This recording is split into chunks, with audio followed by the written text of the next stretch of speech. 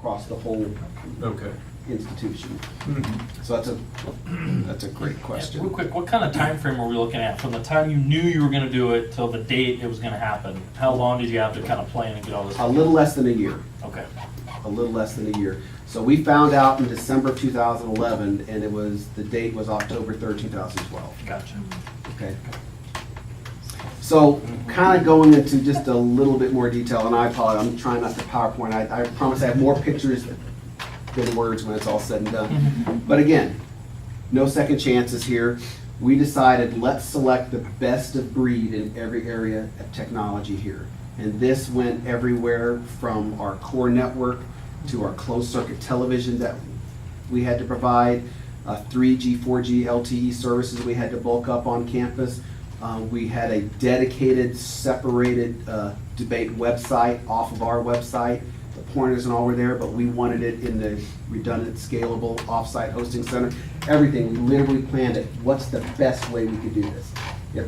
And basically what I told the team was, I said, listen, if price is not an option, how would you do this? Okay? And then once they had the answer, I said, now, let's find a way to do that where we could reuse it and, the budget started here, and we were able to find kind of creative ways of doing it. So I think if you kind of rely on the team to use their innovative capabilities and things like that, they come up with wonderful solutions. If you give them too many guidelines up front, what happens is all those great ideas are out here, right? So, Yeah. and the team, boy, they just blossomed. Obviously, the second part was we need to make sure that everything was as redundant as possible. So everything on the network, on the voice systems, on the carrier connections, closed circuit, everything we did duplicated. Okay, we had 2 NOCs. Okay, we had one on campus, we had one hosted by CenturyLink at their NOC. The whole idea was we need capability, so we had Secret Service on both, we had our staff on both, we had Cisco people there, we had CenturyLink people there, we had the police there at both NOCs. So this was a multi-purpose NOC. Pretty cool stuff. It was like NASA stuff, man. It was really cool. Okay. Dual staffing. This came kind of late in the planning cycle, but this was critical for us. You really need to understand and pay attention to how much time people, because people are doing their day job and they're doing this. So they were starting to stretch thin. So what we did was we actually created primary, secondary, tertiary roles. And I told the management and the contractors, I said, for everything that's going to happen, especially on day 0, we call day 0 the day of the actual debate. I said, I want to make sure that you have a ready and prepared backup for every role that you have for that day. As it turns out, we only had to use like 1 or 2 of those, but it was important, okay? Because people burn out. People burn out. Things happen. It does sound like the NASA thing of having a full crew ready to go. That's right. You just do it and you accept the cost. It is. I read an article. What's your name? I'm sorry. Rob. Rob. I read an article, and I think it was in Scientific Weekly or one of those, and it actually specifically talked about one of the last launches, okay, and it talked about that thing, and I was thinking, I said, oh, this makes perfect sense. Now, probably not to that scale and criticality when it's all said and done, but we really wanted to plan around that. And later we'll talk about how the Secret Service played a part in that to make it challenging and difficult. Okay, we'll talk about that. So just so you all know that, I've been cleared, I'm safe to be in your building. I went through so many background checks and cavity searches, and I'm healthy. Okay, so from a cost-effectiveness standpoint, one of the things we did up front was we did a pretty blunt evaluation of what our capabilities were. And sometimes you just really have to be open to criticize yourself. Sometimes, folks will say, oh yeah, we can do that. It's like, really? Have you ever done this before? You have to understand what you're good at. You have to understand what you're not good at. And then what we did was we used the talent we had, I think, very well, but then we supplemented it and complemented it by using business partners. You have to be blunt about it, right? You never want somebody to be put in a situation with this critical a project where they, where they don't feel comfortable. Okay, it isn't fair to the team, right? Another thing we did was the equipment that we bought, we made sure we targeted, I'd say 85% of the technology spend have now been integrated on campus. So that's kind of, we'll talk about that number 4. But in planning, we made sure, you know, there's 3 options we could use to do this part of the project. Which of those 3 options best meets, one, the quality for the debate, but also which one of those helps us meet other future projects that we need to do anyway. So we thought about that. We did a lot of lease versus buy, especially in areas where we felt like some of the technology we weren't going to use on our campus. It didn't make sense to buy into that. And we used a lot of sponsorships. An example, Rent-A-Center. Big presence in town, right?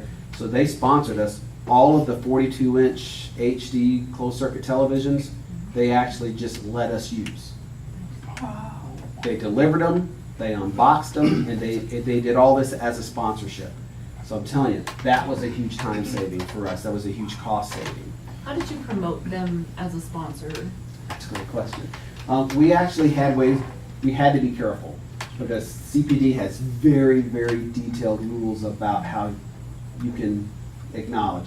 There could be no corporate sponsorships in the debate hall where the debate is taking place. Everywhere else was pretty much fair game. So we had a huge debate fest outside. We had banners that had all of our, you know, sponsors. So CenturyLink, Cisco, Rent-A-Center, a lot of different companies, you know, Bank of America, a lot of those. And, you know, we have a lot of ties from a university standpoint as well into those companies. So we did a great job. I think the total cost turned out to be about $5 million.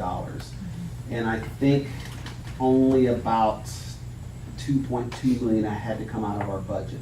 The rest were through corporate sponsorships, benefactors, givers, donations, stuff like that. How many people were at the debate? We're gonna get there. Okay. Do you mind if I wait on that one? Okay, all right, thank you. So one of the questions we asked was, how can we make the most out of this? How can we leverage this as an opportunity to do some other things on campus? And honestly, we had some work we need to do on our core infrastructure. It was good. It wasn't where we needed to be to really create what I call a 21st century campus infrastructure. So this was a tremendous opportunity for us. One of those is, how many folks have been on the U campus before? A few? Okay, so just recently, we opened just this past spring our Anderson Academic Commons. This used to be the Penrose Library. Doesn't look like it. This used to be the Penrose Library, which was built, I think, in the 50s, if I remember. It's a pretty old building. It's about 60 years old. Just laden with asbestos, by the way. So this looks nothing like the old building. It's really kind of hard to tell, and not having lived with it, being kind of new to town, this presented an opportunity to integrate some really cool digital technologies targeted around individual, small group, large group learning spaces. So the closed circuit television, a lot of the networking, voice over IP, a lot of the stuff that we needed to build the debate went into this building. In fact, every bit of Cisco gear to build this network, we bought for the debate and used it here. So literally, we were able to take a planned cost for this building and offset the cost of the debate. And I think for this building, the amount of Cisco gear in here, that includes the voice over IP stuff, you know, was probably, you know, $500,000. It's a lot. It's a heavily wired and wireless building, so there's a lot going on there. So I thought I'd just list, here's some other follow-up projects that we used the debate for.